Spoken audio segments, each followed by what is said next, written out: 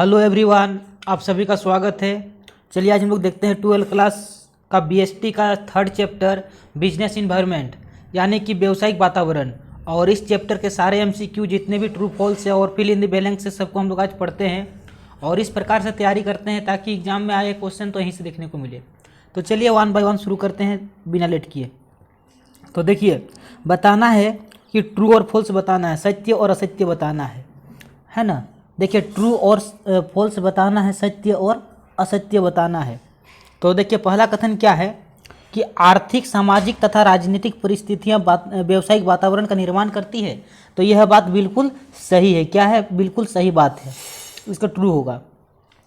Next चलिए देखते हैं, बाहरी घटक व्यावसायिक वातावरण को प्रभावित नहीं करती है। यह बात बिल्कुल गलत है, यह फॉल्स होगा, एफ होगा, क्योंकि बाह्य वातावरण व्यवसाय को प्रभावित करती है। इसका क्या हो जाएगा? फॉल्स हो जाएगा, एफ हो जाएगा। चलिए नेक्स्ट देखते हैं, 3 नंबर में क्या कहा जा रहा है, आर्थिक, सामाजिक तथा राजनीतिक घटक व्यावसायिक वातावरण के आयाम है। यह बात बिल्कुल ही सही है। क्या है? बिल्कुल ही सही बात है, ट्रू होगा। शॉर्टकट में चलिए टी लिख दे रहे हैं, ट्रू को टी। चलिए आगे देखते हैं, ये ट्रू होगा, टी। चलिए नेक्स्ट देखते हैं 4 नंबर। 4 नंबर में कहा जा रहा है कि सरकारी नीतियां में परिवर्तन का व्यवसाय तथा उद्योग पर प्रभाव नहीं पड़ता। यह बात बिल्कुल गलत है। क्या है? फॉल्स है। अगर सरकार अपना नियम कानून बदलता है तो व्यवसाय में उसका असर पड़ता है। यह बात बिल्कुल गलत है। चलिए नेक्स्ट देखते हैं पॉइंट नंबर 5।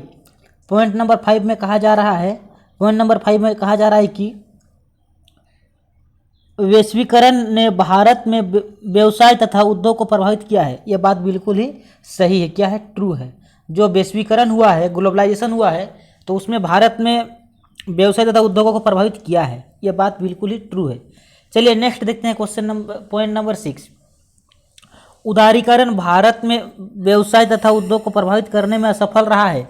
यह बात बिल्कुल गलत है। क्या है? फॉल्स है, क्योंकि यह बात बिल्कुल गलत है, क्योंकि भारत में उदारीकरण का प्रभाव अच्छा पड़ा है और वह व्यवसाय तथा उद्योगों में प्रभावित करने में सफल रहा है, ना कि असफल। चलिए नेक्स्ट देखते हैं अब। तो नेक्स्ट में देखिए, फिल इन द ब्लैंक्स यानी कि भरना है, खाली जगह को क्या करना है? खाली जगह को भरना है। तो चलिए देखते हैं 1 बाय 1। तो देखिए क्या कहा जा रहा है कि व्यावसायिक वातावरण को समझना महत्वपूर्ण है, क्योंकि बताइए क्यों? क्योंकि इसमें क्या होता है? अवसरों की पहचान होती है। अवसरों की पहचान होती है, इसलिए बहुत जरूरी है। चलिए अगला देखते हैं, वैश्वीकरण का अर्थ है। बताना है कि वैश्वीकरण का अर्थ क्या होता है। तो वैश्वीकरण का अर्थ होता है, देखिए, विश्व की विभिन्न अर्थव्यवस्थाओं का एकीकरण, इसे हम लोग कहते हैं वैश्वीकरण। चलिए नेक्स्ट देखते हैं, उदारीकरण। तो उदारीकरण का क्या अर्थ है? तो उदारीकरण का अर्थ है लाइसेंस की आवश्यकता एवं नियंत्रण को आसान करना। चलिए नेक्स्ट देखते हैं, क्वेश्चन नंबर 4। इसमें क्या कहा जा रहा है, निम्नलिखित में सामाजिक वातावरण का उदाहरण कौन सा है? बताना है कि सामाजिक वातावरण का उदाहरण। तो इसमें क्या आ जाएगा? देखिए, पारिवारिक रचना। तो इसका सही आंसर क्या हो जाएगा? पारिवारिक रचना हो जाएगा। चलिए नेक्स्ट देखते हैं, व्यवसाय के आर्थिक वातावरण को प्रभावित करता है। व्यवसाय के आर्थिक वातावरण को कौन प्रभावित करता है? तो उसे क्या कहते हैं? आर्थिक प्रणाली। क्या कहते हैं? आर्थिक प्रणाली, यानी कि इकोनॉमिक सिस्टम। चलिए नेक्स्ट देखते हैं, और नेक्स्ट में देखिए अब एमसीक्यू है। क्या है? एमसीक्यू वेरी वेरी इंपॉर्टेंट है। तो चलिए एमसीक्यू को देखते हैं। तो देखिए पहला क्वेश्चन में कहा जा रहा है कि नवीन आर्थिक जो नीति घोषित हुई है, तो जो न्यू इकोनॉमिक पॉलिसी है, यह कब से घोषित हुआ है? तो इसका सही आंसर हो जाएगा आपका जुलाई 1991। कब? जुलाई 1991, यानी कि जुलाई 1991 में। ऑप्शन नंबर बी होगा। चलिए नेक्स्ट देखते हैं क्वेश्चन नंबर 2। क्या कहा जा रहा है कि व्यवसाय के आर्थिक वातावरण को प्रभावित करते हैं। जो व्यवसाय का आर्थिक वातावरण है, इसको कौन प्रभावित करता है? तो देखिए इसका क्या हो जाएगा? आर्थिक नीति, ये भी सही है, आर्थिक प्रणाली भी सही है, आर्थिक विकास भी सही है, यानी कि सही हो जाएगा all of the above, option number D. चलिए नेक्स्ट देखते हैं क्वेश्चन नंबर 3। क्वेश्चन नंबर 3 में कहा जा रहा है कि नई आर्थिक नीति के प्रमुख अंग हैं। जो न्यू इकोनॉमिक पॉलिसी है, तो इसमें क्या क्या अंग है? तो एक है देखिए उदारीकरण, वैश्वीकरण और निजीकरण। तो क्या हो जाएगा? All of the above. ये तीनों ही अंग है, जिसको हम लोग शॉर्टकट में एलपीजी कहते हैं। क्या कहते हैं? एलपीजी। चलिए 4 नंबर क्वेश्चन। क्वेश्चन नंबर 4 में क्या कहा जा रहा है, भारत में उदारीकरण की नीति रही है। जो भारत में उदारीकरण की नीति कैसी रही है, तो सफल रही है। कैसी रही है, सक्सेसफुल रही है।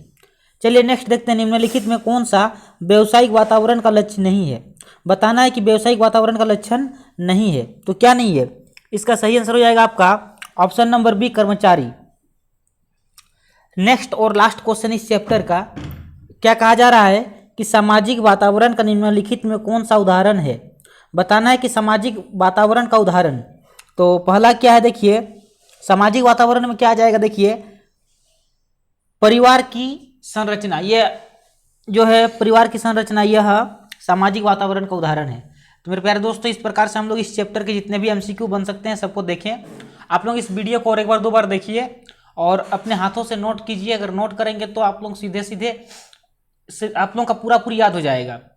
और अगर नोट नहीं भी करेंगे तो इस वीडियो को 2-4 दिन बाद और एक बार देखिएगा, जिससे क्या होगा कि कोर्स आपका रिवीजन भी हो जाएगा। तो मेरे प्यारे दोस्तों, इस चैनल में हम लोग कॉमर्स के सारे ही सब्जेक्ट को पढ़ रहे हैं पूरा डिटेल में, और आप लोग इस चैनल में जुड़ करके कॉमर्स के हर एक सब्जेक्ट का लुक उठा सकते हैं।